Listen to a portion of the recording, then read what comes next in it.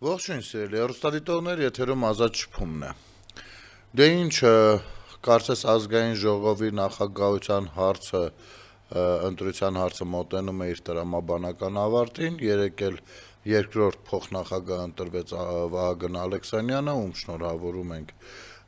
եւ մաղթում դարձյալ արդյունավետ աշխատանք։ Այսօր արդեն քննարկվում է ընդդիմության ներկայացուցչի հարցը, գիտեք, տեղերից մեկը պատկանվում է նրանց եւ ամենամեծ ֆրակցիան, քանի որ ուժեղ Հայաստանն է, ներկայացրել են Արամ Վարդևանյանին եւ Արամ Վարդևանյան այսօր պատասխանում է հարցերին։ Ես իհարկե կանդրադառնանք դեռ այս ամեն ինչին, բայց նախ եւ առաջ մեր պատգամավորներին մի հարց տամ, էլի, մեր ասելով, ես իսկապես ազգային ժողովի բոլոր պատգամավորներին էլ անկախ նրանից ում եմ որպես քաղաքական գործիչ ընդունում, ում չէ, բայց ազգային ժողովը բոլորիս պատգամավորներն են, իշխանությունն էլ, ընդդիմությունն էլ։ Մնում է դա հասկանան նաեւ իրենք։ Մի այսպիսի ձևակերպում կա, հարց կա, որը ինձ տանջում է։ Ասենք, նայում եմ հարցադրումները, հարց տալուց միշտ նշում են Վարդևանյանի լավ փաստաբան լինելը, լավ մասնագետ լինելը։ Կներեք, էլի, մարդ եմ, էլի, մտածում եմ։ Կարելի է իմանալ, ինչով է Արամ Վարդևանյանը լավ մասնագետ, որ գնահատ, ասենք, այ խնդիրը միշտ էս չափանիշներ չունենալն է, էլի միշտ մենք չունենք սանդղակային, չգիտեմ ինչեր, չափանիշներ, ինչն է լավ, ինչը վատ քննարկելու, բայց տրամաբանությունը հետեւյալն է ուշում, ինչով է Արամ Վարդևանյանը լավ մասնագետ, եթե նա անգամ դասախոսել է, եւ միեւնույնն է, մենք այսօր Հայաստանի Հանրապետությունում ունենք դատաիրավական համակարգի հանդեպ, ոչ միայն դատական, այլ իրավական բոլոր ուժային կառույցներ կլինեն, դրանք փաստաբաններ կլինեն, ինչ կլինեն, ինչ չէ։ Ունենք այսքան խնդիրներ, չկայացած իրավական ընկալումներ հասարակության շրջանակներում եւ մասնագետների կողմից։ Ես ամենայն ազնվությամբ եմ ասում, մեր հասարակական կազմակերպություն դիմաց քաղաքացիների մեծամասնությունը, որոնք որ եղել են դատաիրավական համակարգի բացասական գործունեության ֆոնին, դրանց մեծ մասը եղել է, գիտեք ինչ խնդիր, ինչ բողոք կամ ինչի հետևանք, որ դժգոհությունը մեծացել է, որ փաստաբանները ծախվել են։ Բա այս բաներից ով է խոսելու։ Այո, փաստաբանները ծախվել են։ Ասենք, ու դրա մասին ոչ մի հրապարակում չի եղել, ոչ մի զգուշացում, ոչ մի գործ հարուցել։ Ասենք, ինչ որ կերպ օրինակ ԲԴԽ-ն վերահսկում է դատավորների աշխատանքը, լավ է անում այդ գործը, վատ է անում, իմ կարծիքով լավ չի անում իր աշխատանքները, բայց այնուամենայնիվ այդ կառույցը կա, հա։ Գիտես, եթե դատավորը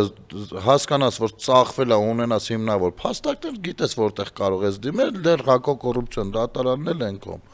Բայց երբ որ փաստաբաններն են ծախվում, ո՞նց է լինում, ինչ է լինում այդ դեպքում, ոչ մեկը չի։ Եվ փաստաբանների 80%-ը, եթե ոչ ավելին, այո, ծախվող է։ Ասեմ ոնց, վերցնում է քո գործը, նայում է, մտնում է,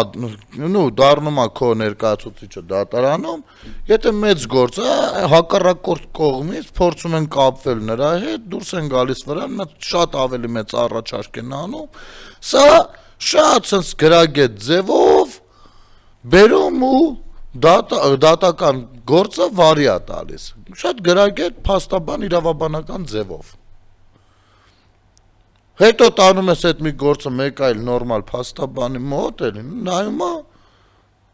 տեսնում ես ինչքան բաներ պիտի աներ, որ չի արել, ու սրանք ունեն լիցենզիաներ։ Ու այդ լիցենզիան տալիս է փաստաբանների պալատը, որը հանդիսանում է իր հերթին Կտրիշ Ներսիսյանի եւ Ռոբերտ Քոչարյանի գրեթե անձնական գրասենյակը։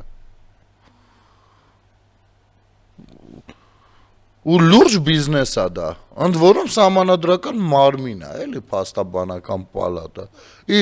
Սա ինչ է։ Եվ այս ձախողումների մեջ բնականաբար իր բաժին մեղավորությունը ունի նաև Արամ Վարդևանյանը, ով դասախոսել է, հիմա չգիտեմ դասախոսում է թե չէ։ Ամենաչկայացած կառույցները իրավական համակարգի կառույցներն են Հայաստանի Հանրապետությունում, բայց նայում ես, ամեն մեկը գալիս է, այտենց միջազգային չգիտեմ ինչ դեմքերից թևավոր խոսքեր մեջ բերելով խելաց, այտենց գիտեք, մի ժամանակ էր Նազենին էր այդպես, բանա, գնում էր կարդում էր գրքերը, թևավոր խոսքերը, գալիս էր հաղորդում վարելու, մի 3 հատ այտենց խոսքեր ասում, այս ինչը կամ այն ինչը ասելու ու թողնում էր բանի տպավորություն, էլի իբր։ Կամ Դիանա Գրիգորյանը բառարանով նստում էր, սցենարը գրում էր, բառարանով բարդացնում էր բառերը, էլի որ իբր տենց ինքը լուրջ գրագիտություն առաջ մղում։ Հիմա այս ինչ եք անում։ Ամենաչկայացած կառույցն է։ Դատարաններ, փաստաբաններ,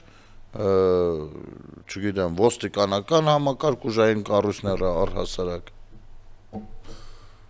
Եվ իհարկե հասարակությունը, ով կներեք իրավագիտակցության մակարդակով բավականին հետ է։ Ու դա հասարակության մեղավորությունը չի, ձեր գործունեության մեղավորությունն է։ Տարական որ մտնում ես համացանց տարբեր բաներ իհարկե TikTok-ը մի քիչ ուրիշ է, Facebook-ը մի քիչ ուրիշ, YouTube։ Բա այդ բաները հայհոյախառն վիրավորանքները քո սեփական կարծիքը ունենալու համար այդ անընդունելի, չգիտեմ ինչ էշությունները, խոսույթների ձևակերպման մեջ ուշադիր չլինելը ու տոլերանտություն չպահպանելը, այս ամեն ինչը ինչի մասին է, իրավունքի չգիտակցման մասին է, որ մարդը չգիտի իրավունքն ինչ է, կամ գուցե գիտի, որ ինքը այսինչ բանի իրավունքը ունի, բայց չի ընդունում, որ դիմացինը նույնպես իրավունք ունի։ Եվ սա իրավական համակարգի, այո, եւ պետական մակարդակով բացի թողի գործունեության դրսևորումն է։ Ես այլ բան չեմ կարող ասել։ Ու հիմա դե գիտեք դուք լավ մասնակից եք, բայց այ ու քաղաքական բան դեբատ, վիա։ Սա իր հերթին։ Երկրորդ, մարդը իր կենսագրության միջից ոնց որ հանել է հանրապետականում նույնպես լինելու փաստը։ Պիտի դատապարտելի լինի դա։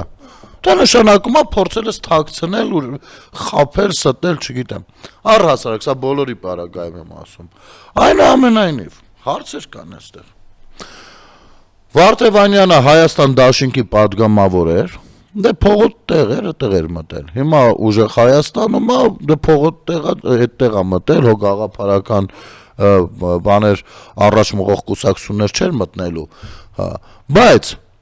երբ որ Հայաստան դա դատապարտելի չի, ասենք թե այնտեղ մի բան չի ստացվել, մի բան սրտով չի եղել, դուրս է եկել, հիմա ուրիշ խմբակցությունով է, որտեղ որ կարող է ավելի մոտիկ է իր գաղափարներին, հա։ Ոչինչ, թողնենք դա։ Բայց Հայաստան դաշինքից գնալուց Արեն Վարդևանյանի վերջին ելույթը եղել է հետևյալի մասին։ Ասում է ես փաստաբանական բանը, այդ աշխարհը, չգիտեմ ոնց ձևակերպեմ, այդ բառացի կներեք, ուստեղ մի քիչ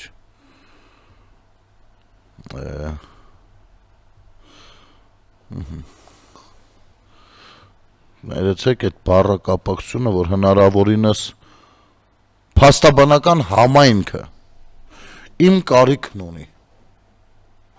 Փաստաբանական համայնքը իմ կարիքն ունի ու դա շատ կարևոր է եւ այդ պատճառով է, որ ես վայր եմ դնում մանդատս եւ վերադառնում իմ աշխատանքին։ Գոհար Մելոյանն էլ էր, Գոհար Մելոյան մոռացանք նրա բացին, հա ոնց որ։ Լավ, Վարդևանյանը Հայաստան դաշինքից դուրս գալուց ասել է, որ փաստաբանական համայնքը իր կարիքն ունի ու ինքը իր մանդատը դնում, այսինքն Հայաստան դաշինքում այդ ամբողջ ընթացքում կռիվ տալով, զարդիր լավ երկելով, հայրենիք ենք փրկում, գաղափարական, չգիտեմ ինչեր, պետք է սկզբունքայնություն է, իր վարպետությամբ կանգնած ներկայացնելով եւ այլն եւ այլն, հետո փաստաբանական համայնքը իր կարիքը ունեցավ, ասեց ժողովուրդ ջան, ներեցեք, քանի որ ես փաստաբան եմ, ավելի շատ Այս դեպքում հայրենիք թե փաստաբանական համայնք, փրկություն թե փաստաբանական համայնք, ես ստիպված եմ գնալ այնտեղ, որովհետև ու դա նորմալ է, լավ, ինքը տենց է գնահատել։ Դա հիշեցնեմ 21 թվականի ընտրություններից հետո, երբ որ պայթում էր աշխարհը։ Գնացիր փաստաբանական գործունեությանը։ Այդ համայնքը իր կարիքն ունի։ Բայց նաև խոստացավ իլուր աշխարհի, որ նա մշտապես բառը նշանակում է միշտ 6 ամիս չէ, ժամանակային բան չկա, գրաֆիկ չկա, մշտապես լինելու է Հայաստան դաշինքի կողքին եւ իր գործունեությամբ նպաստելու է Հայաստան դաշինքի ծրագրերին, գործունեությանը եւ այլն։ Հիմա այս մարդը Հայաստան դաշինքում չի, ուժեղ Հայաստան դաշինքում, հա։ Իհարկե, ինչքան էլ նույնական են, բայց ելնենք այն տեսանկյունից, որ նրանք փորձում են ցույց տալ իբր իրենք նույնական չեն, հա։ Էլի եկել է падգամավոր ու ասում է ինձ նշանակեք ազգային ժողովի փոխնախագահ։ Փաստաբանական համայնքը այս պահի դրությամբ իմ կարիքը չունի, գնացել եմ հարցերը լուծել եկել եմ, ասում են ինչի ես էլի ուզում Էլի խոսում է սկզբունքայնությունից, փրկություններից, չգիտեմ, գաղափարական, մեր երկիրը բան։ Լավ։ Հիմա եղբայր, եթե քեզ վերցնեն դնեն փոխնախագահ ազգային ժողովի։ Ու հանկարծ փաստաբանական համայնքը դարձյալ ունենա քո կարիքը։ Ինչ ես անելու։ Չես կարա ասես հարգելի փաստաբանական համայնք, այս անգամ չեմ գալիս, որովհետև դու ցույց ես տվել, որ այս երկուսի մեջ դու քեզ համար նախընտրելին սա է, ու դա նորմալ է, որովհետև դա քո մասնագիտականն է։ Հիմա որպես փոխնախագահ, այսինքն դառնալու ես Իշխան Սաղաթելյան 2, ում ինչ որ պայից պարզապես վռնդեցին։ Դեռ, եթե քեզ չվռնդեն, գոնե լավ, էլի մնալու է այդ աթոռը թափուր։ Մի 5 տարի էլ, մի քանի տարի էլ մնալու թափուր։ Ինչ երաշխավորություն կա, որ փաստաբանական համայնքում դու արել ես մի այնպիսի բան, որ այլևս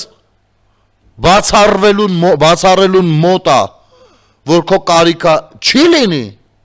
ու դու արդեն պատրաստ ես 5 տարի շարունակ աշխատել փոխնախագահի պաշտոնում։ Ցույց տուր այդ երաշխիքը։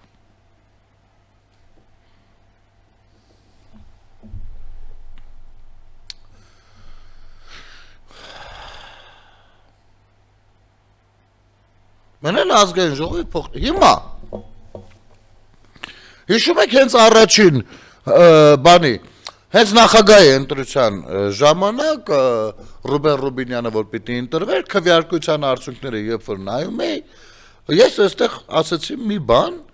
որը այսօր կարող է ԿՊ-ն իրականացնել եւ դա բնավ չի նշանակի հակադրությունների, չգիտեմ,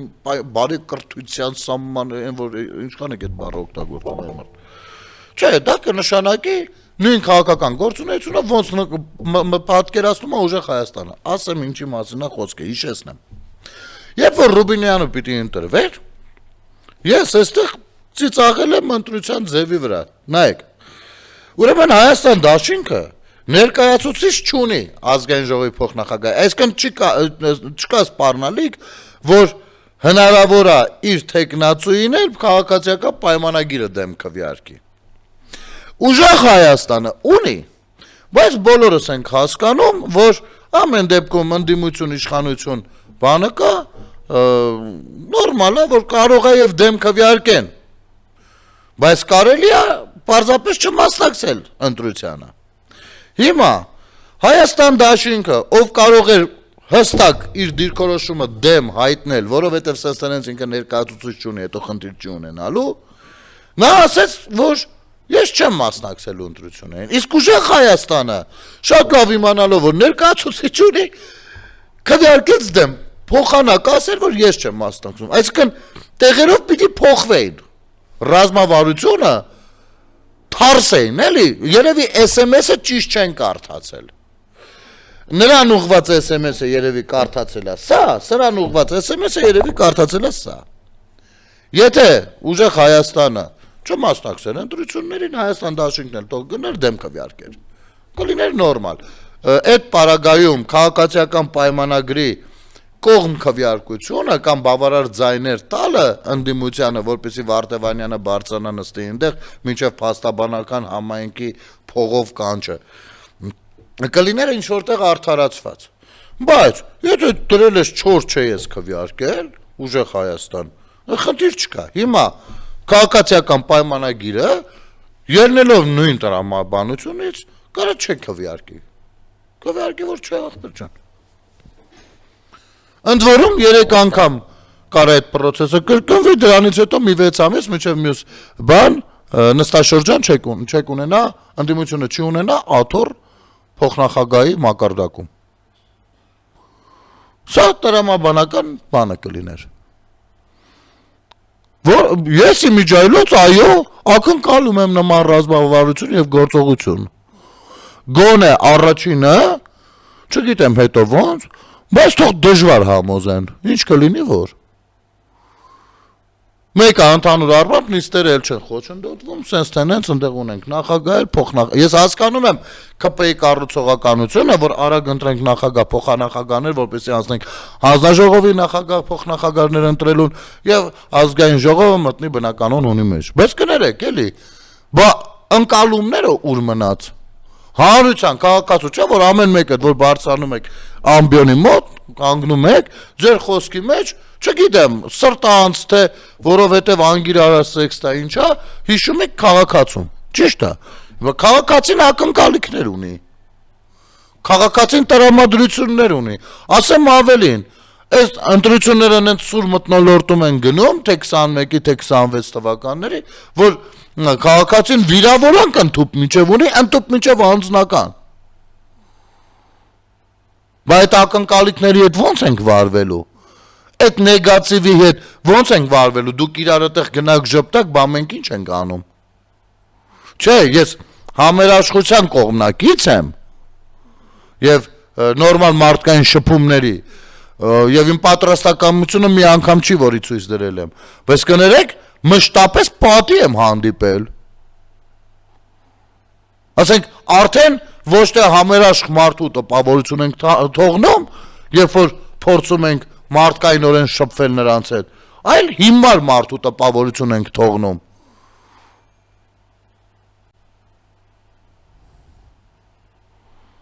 ու հնարավոր չի էդի 1-2 քայլով բերել տեղավորացնել, սենց լավ վերջ, հիմա սենց արդեն լավ եկեք սենց անենք, ոչ դա հնարավոր չի,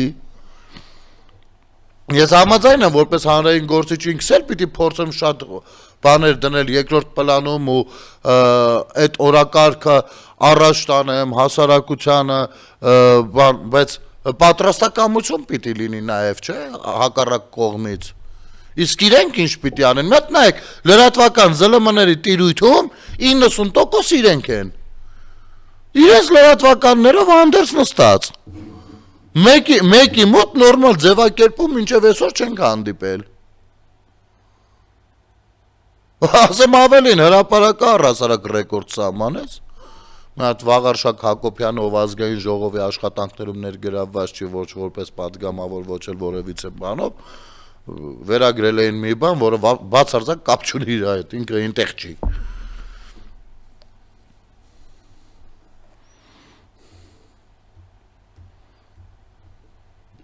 ճիշտ ասած չգիտեմ էլ, հետո գոնե գրել են, որ լավ բան ա եղել, սխալմունք ա եղել, պիտի ուրիշի անուն ազգանուն դնեին, ուրիշին են գրել,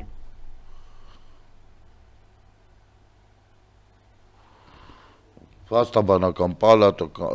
բանը համայնքի իմ կարիքն ունի, ես գնացի, թույն, կարժդաթար մեր եթերում.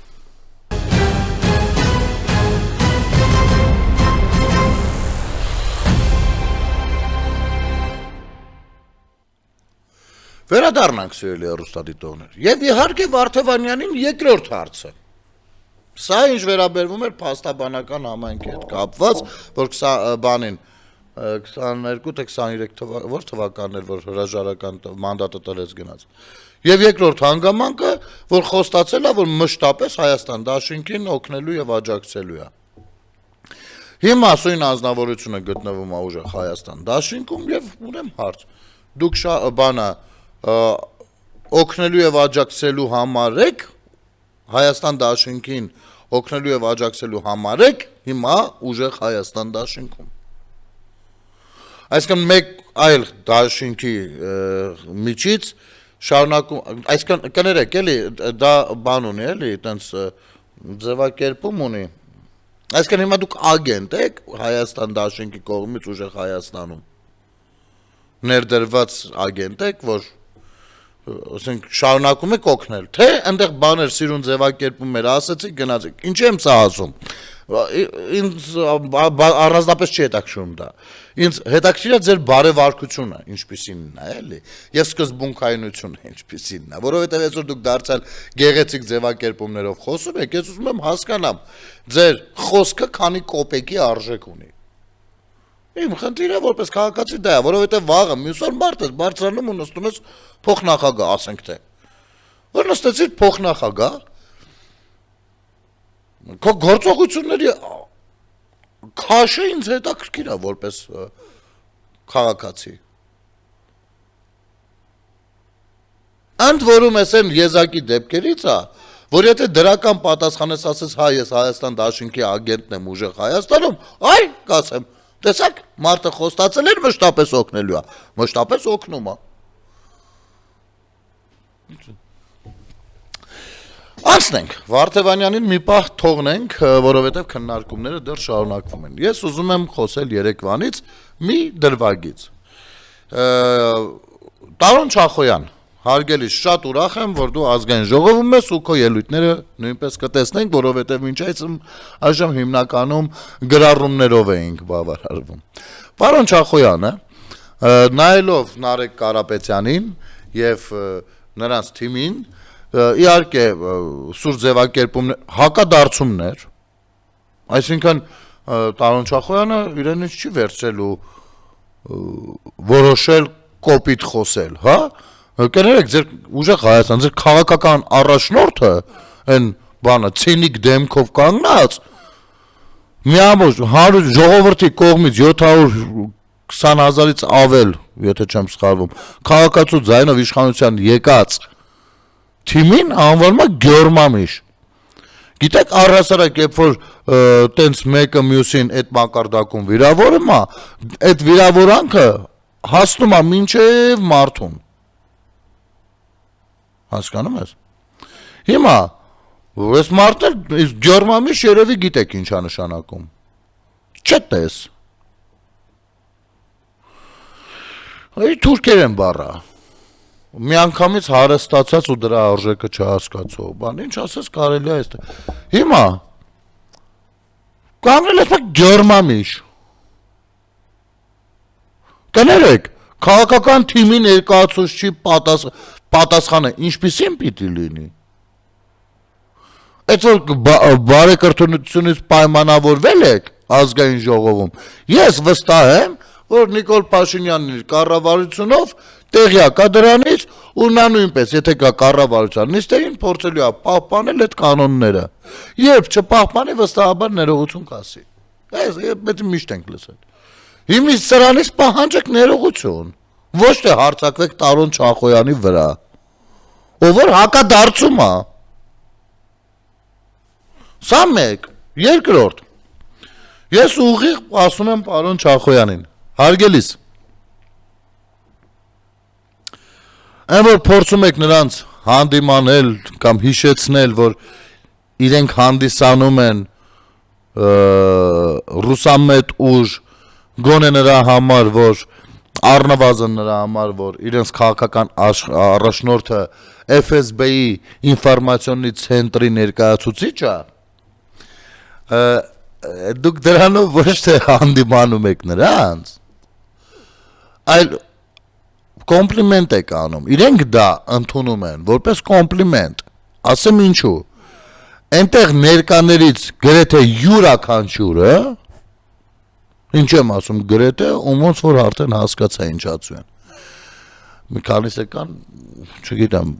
ոնց որ մոլորվել են այդ կողմերը, գրեթե յուրաքանչյուրի մշտական երազանքն է եղել,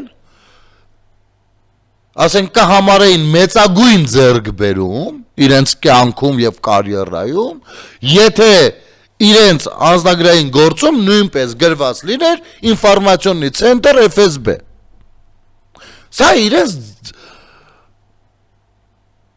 իրենց բաղձալի նպատակներից մեկն է։ Հիմա երբ որ դուք ասում եք, որ իրենց ղեկավարը ինֆորմացիոննի ցենտր FSB-ի բանա, ներկայացուցիչը, իրենք այդ ինչ, այդ վատ է, իրանց մտքի մեջ է տարը ոնց, հա բա, իհարկե բան, այն Հայկը Ֆարմանյան առհասարակ երջանիկ է, ինքը ինֆորմացիոննի ցենտր, FSB ինֆորմացիոննի ցենտրի ղեկավարության ներքո խիստ հայամետ է իրան զգում, ընդ որում ամեն անգամ ձայնը ավելի սենց Լևիտանի ձենին մոտեցնելով, էլի, լսեք, մենք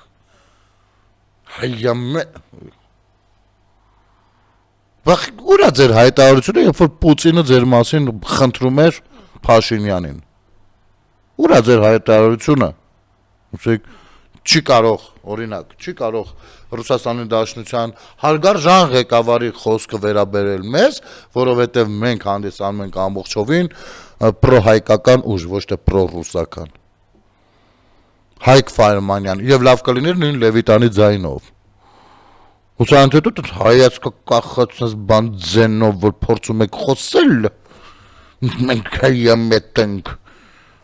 Ձեր հայամետ կամ ռուսամետ լինելը ոչ ձեր ձայնի տեմբրով է,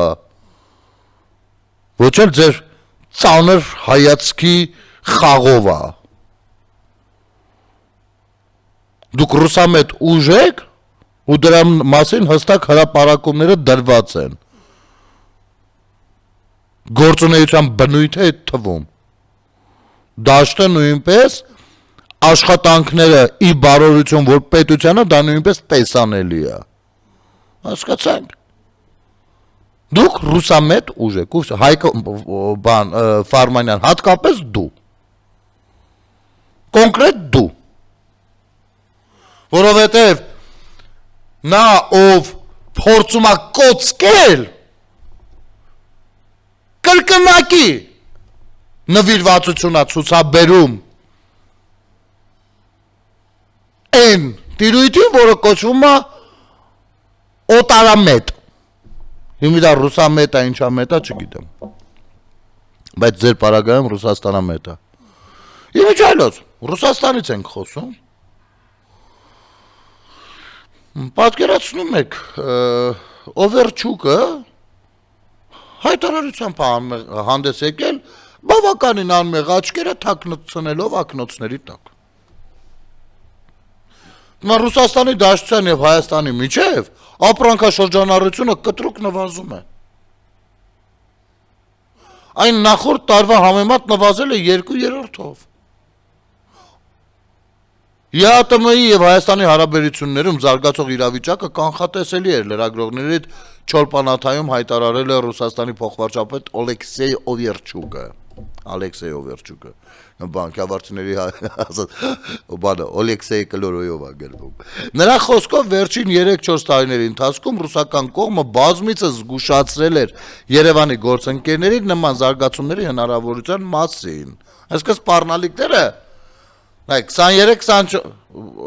սպառնալիքները նայեք որտեղից են եկել։ 24 թվականին Ռուսաստանի եւ Հայաստանի միջև ապրանքաշրջանառությունը հասել էր ռեկորդային մոտ 12 միլիարդ ԱՄՆ դոլար, ինչը շատ մեծ ցուցանիշ էր։ Անցյալ տարի այն նվազել էր մինչև 8 միլիարդ դոլար։ Գիտեք ինչի։ Որովհետև այս ապրանքաշրջանառությունը երբ որ մեծացավ մի ուղղությամբ, սրանք որոշեցին, որ վсё, տնտեսական կախվածության մեջ է Հայաստանը իրենցից, ու նախաձեռնեցին Սրբազան շարժում կոչված բանը տարածքում, ինչի արդյունքում մարդիկ սկսեցին հասկանալ, որ վաղ թե ուշ Ռուսաստանը իր ազդեցությունը կորցնում է տարածաշրջանում եւ շատ-շատերը բան արեցին, դիվերսիֆիկացրեցին իրենց բիզնեսները, գրեթե 4 միլիարդով կրճատվեց ընդհանուր շրջանառությունը։ Հիմա արդեն սրանք ներվայնացել են ու դրել են, չգիտեմ, սանկցիաներ տնտեսական, գյուղատնտեսական։ Իհարկե, բանը Ռուսաստանը շատ է մտածում հայ ժողովրդի մասին, չէ, շատերի մոտ այդ տպավորությունն է։ Դրա համար է Կիրիլը սենց բան իրար խառնված խոսում մեր եկեղեցու դեմ արշավի քրիստոնեության դեմ արշավի մասին, դրա համար են մյուս գործիչները իրենց ագենտուրայով տեղական վերբալներով խոսում դրա մասին, բաման, հա, բա հայ ժողովուրդը ոնց է ապրելու առանց մեզ, այ մարդ, բա մենք այստեղ պատրաստվել ենք, որ հենց թուրքը հարձակվեր հայերի վրա, մենք գնանք այդ թուրքերին բստիկ անենք, հա, հիմա դարի ու տեսնենք ինչ ենք անում, դե եկեք այս ժողովրդի վրա մի հատ սանկցիա դնենք գյուղատնտեսական, թող սոված մնան, որ իմանան, թե մենք ինչ լավ ընկեր ենք իրանց, թե մենք ոնց ենք մտահոգված իրենց ապագայով ու ճակատագրով առհասարակ, ու այսօր դուրս է եկել մարդը ասում է ապրանքաշրջանառությունը նվազել է,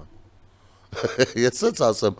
երևի Օվերչուկը տեղյակ չի, ես տեմպերով եթե մի տարի ու կես էլ շարունակենք, ոչ միայն նվազելու, այլ զրոյին է ձգտելու այդ թիվը, ոչ միայն Հայաստանի հետ ապրանքաշրջանառությունը,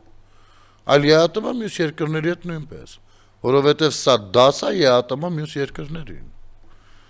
եւ այդ երկրները տեսնում են ինչա կատարվում, այդ երկրների քաղաքացիները նույնպես տեսնում են ինչա կատարվում, ասում են մի րոպե, իսկ մենք նման սցենարի կրկնության բացառման համար ինչ անվտանգային մեխանիզմներ ունենք։ Ու հարց են տալու իրենց ղեկավարներին։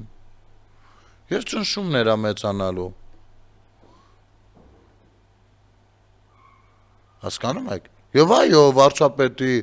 այն խոսքը, որ սա կարող է լինել վերջի սկիզբը, ԵԱՏՄ կառույցի, շատ հանգիստ կարող է իրականանա։ Դա գուշակություն չի, դա հաշվարկ է։ Եթե սենց ենք շարունակում, ամեն ինչ բերում է դրան։ Իմիջայլոց մենք ուշադիր չենք եղել, այս ընթացքում շատ կարևոր բաներ են տեղի ունեցել։ Եվ ԱՄՆ-ն, ինչպես հասկացանք, կրկնապատկել էր TRIP հիմնադրամի ֆինանսավորումը ու դրա մասին ոնց որ թե մնացած կայքերը փորձում են համեստ լռություն ապահովել։ Ուրեմն TRIP plus հիմնադրամի։ Ուրեմն ես կարդամ Հանրապետություն կուսակցության ղեկավար Արամ Սարգսյանի գրառումը, որովհետև ամբողջովին համաձայն եմ այս մեկնաբանության հետ, Ամերիկայի Միացյալ Նահանգները կրկնապատկել է TRIP plus հիմնադրամի ֆինանսավորումը, դրա բյուջեն արդեն հասել է $402 միլիոն, կարծում եմ այս միջոցների մեջ ներառված է նաև Երաս Ախուրիկ երկաթուղային հատվածի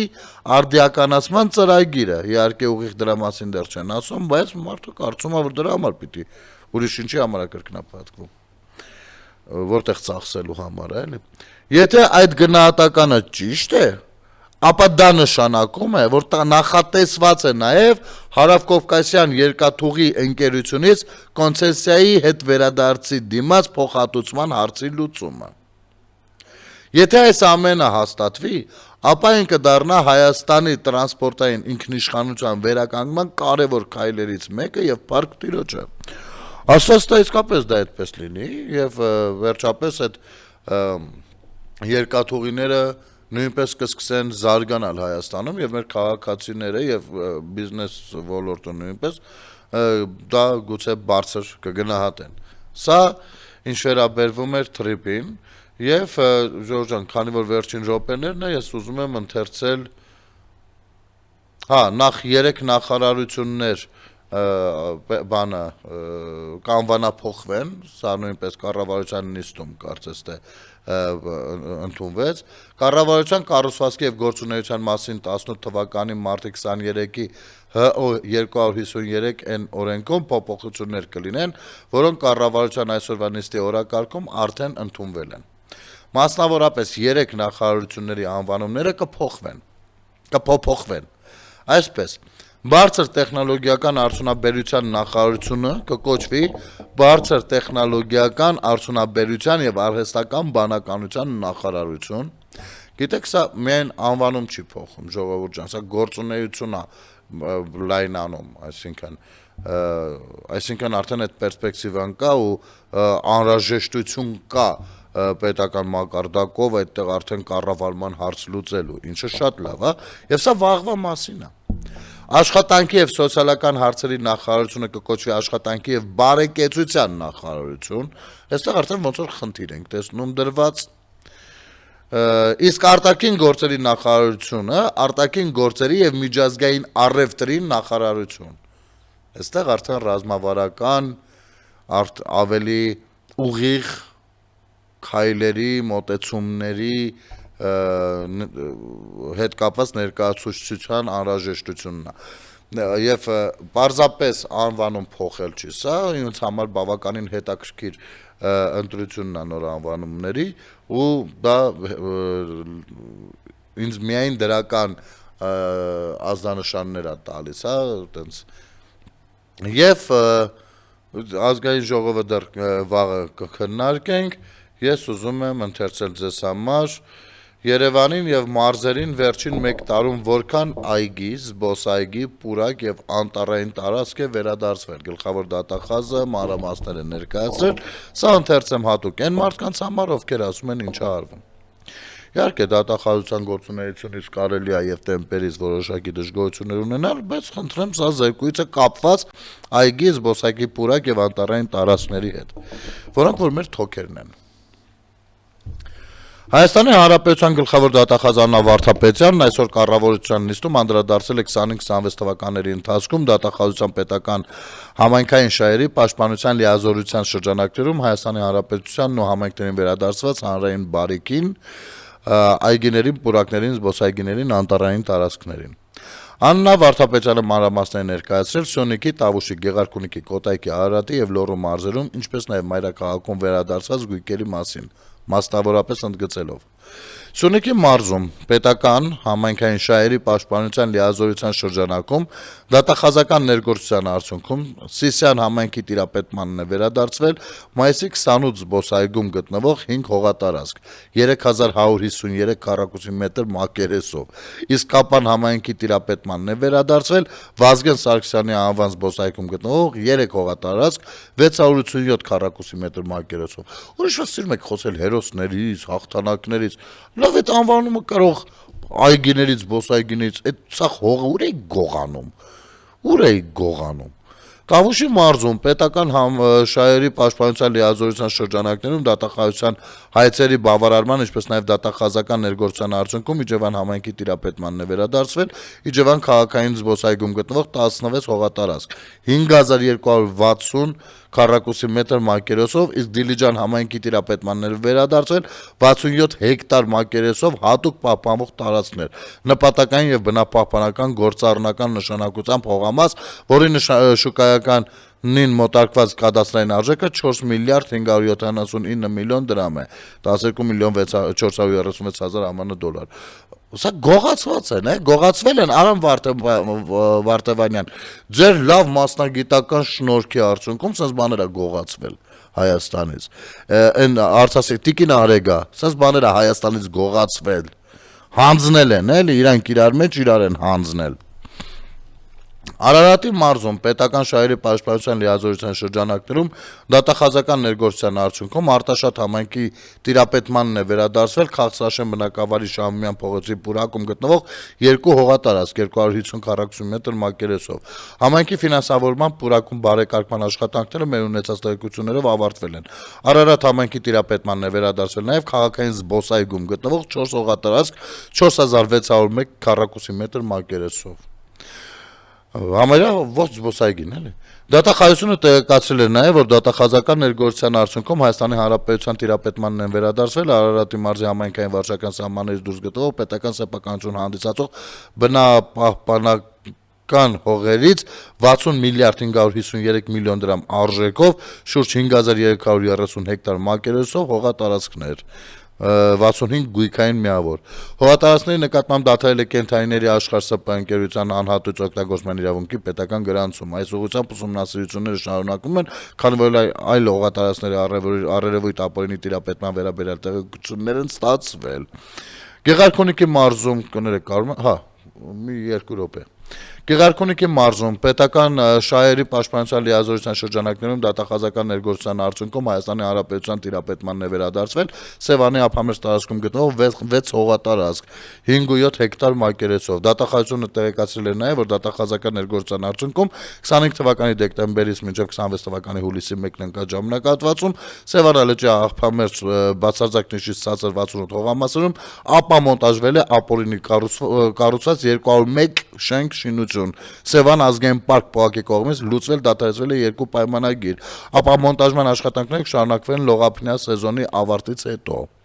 Կոտայքի մարզում պետական շահերի պաշտպանության լիազորության շրջանակներում դատախազության հայցի բավարարման արդյունքում Հայաստանի Հանրապետության սեփականության իրավունքն է վերականգնել Ծաղկաձոր համայնքում գտնվող շուրջ 2 հեկտար մակերեսով հողամասի նկատմամբ։ Լոռու մարզում Վանաձոր համայնքի տիրապետմանն է վերադարձվել Հրանտ Մաթեոսյանի անվան այգում գտնվող 13 հողատարածք 4451.7 քառակուսի մետր մակերեսով։ Երևանում Հայաստանի Հանրապետության սեփականության իրավունքն է վերականգնվել Երևան քաղաքի Նոր Քմարաշ Գարեգին Հովսեփյան փողոցի հեռուստաաշտարակին հարող տարածքում գտնվող 7.5 հեկտար մակերեսով 6 հողամասի նկատմամբ, որոնց շուկայականին մոտարկված կադաստրային արժեքը 3 միլիարդ 282 միլիոն դրամ է կամ 9 միլիոն 215 հազար ԱՄՆ դոլար։